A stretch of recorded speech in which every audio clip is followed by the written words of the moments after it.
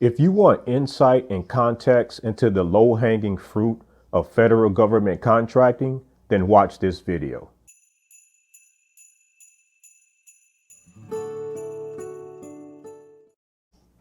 Hey there, everyone. This is Troy Small. I'm a government contracting consultant with Skyway Acquisition. And in today's video, we're talking about the low-hanging fruit of FAR Part 13. FAR Part 13 is designed to stimulate small business participation and to streamline the procurement procedures for more simple acquisitions.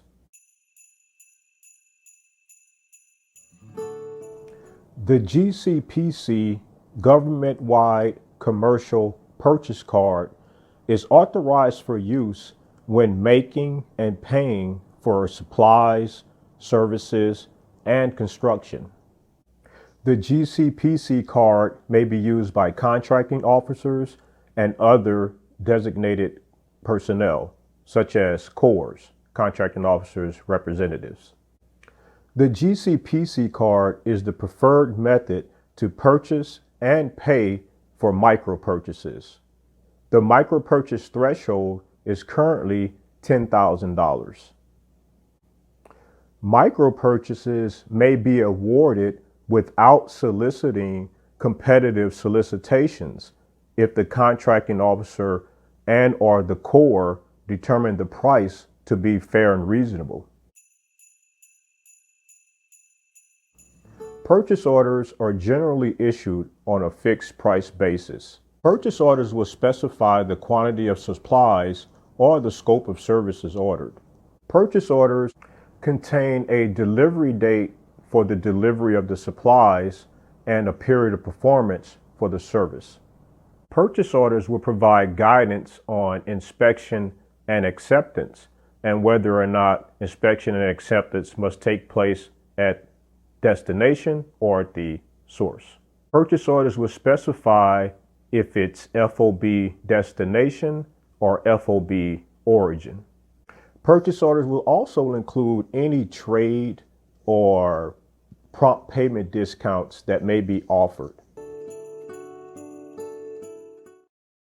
A blanket purchase agreement is a simplified purchasing method that the government uses when they already know that they have repetitive supplies and services that are needed, right? So basically what they do is they establish charge accounts with local sources of supply or with local vendors. BPAs may be established and set up with more than one supplier, even when there's multiple items. So if they know they have multiple items, they can have, 3 to 5, 3 to 10 different suppliers on standby with charge accounts for those various supplies and services that they may be procuring. BPAs may also be set up with just one source of supply, one firm, and the government orders multiple supplies and services, multiple repetitive supplies and services from that one source of supply. And as long as those procurements are either at or below the simplified acquisition threshold. The simplified acquisition threshold is currently at $250,000. BPAs may also be set up with federal supply schedule contractors. So companies that have a GSA schedule, you may also be in a position to receive a BPA as long as there's no conflict with your GSA, federal, your FSS schedule.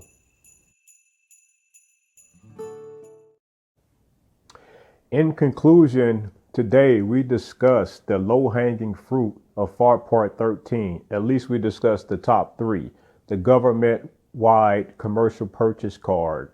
We talked about purchase orders, and we also talked about BPAs. There are a couple other low-hanging fruit in FAR Part 13. One is the Impress Fund and third-party drafts, and you also have SF-44, which is a combination type document. The latter two that I'm mentioning now, these are less common. They do apply, but they're just less common. So the BPAs, the GCPC card, and purchase orders, those are the top three low-hanging fruit, and they can be attacked and approached from a number of different ways. So if you found this video helpful, Go ahead and drop a comment below and tell me what was the most important part for you, what you got out of it, and give us a like and maybe even share it with a friend or two. Until next time, this is Troy Small with Skyway Acquisition, and I'll see you soon.